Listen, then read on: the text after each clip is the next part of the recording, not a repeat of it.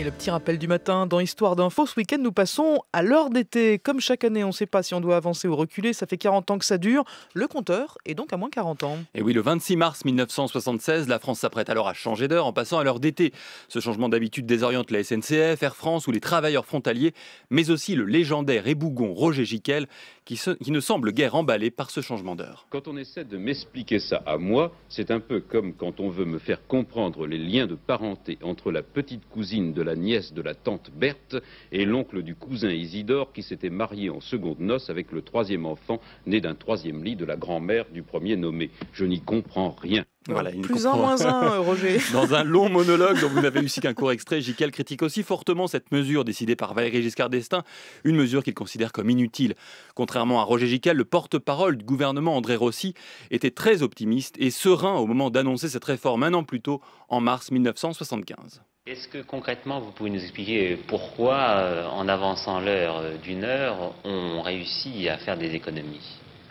Tout simplement parce qu'à partir du moment où, en avançant d'une heure, les gens se coucheront une heure plus tôt le soir pendant l'été, de ce seul fait, il y a une consommation électrique qui se réduit d'autant.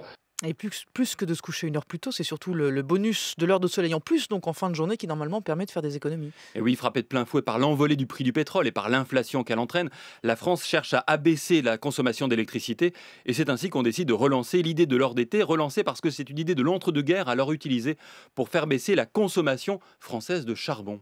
Vous voyez, en France, on n'a pas de pétrole, mais on a des idées. Et oui, on a des idées, cette mesure. Ça sent l'enfance, ce slogan. Ne devait être au départ que temporaire, mais dans la nuit de samedi à dimanche, 40 ans après, nous allons encore changer d'heure, comme d'ailleurs tous nos voisins européens, l'harmonisation ayant eu lieu en 1998 dans l'Union européenne. Depuis une quinzaine d'années, chaque année, le débat sur l'utilité de ce changement d'heure ressurgit. Les économies sont de plus en plus faibles grâce aux ampoules à basse consommation, et pour certains, ne compensent pas les troubles physiologiques liés au changement d'heure, notamment pour les enfants. Cela étant, il y a tout de même un intérêt qu'on fixait 10 jours après le premier passage à l'heure d'été, le 10 avril 1976, lorsqu'on concluait que l'heure d'été a au moins cet avantage, on a le temps désormais sur la canebière de mesurer la distance de la boule au cochonnet. Un bel exemple de parisianisme dans les années 70. Et force est de constater qu'une heure de jour en plus et en été, ça ne permet peut-être pas d'économiser de l'énergie, mais ça en donne de l'énergie. En tout cas, moi, l'heure de sommeil, vous, je sais pas, mais je prends. Merci. Ce soir, Thomas, on vous retrouve comme tous les vendredis. Non, c'est une heure de sommeil en moins, Fabienne.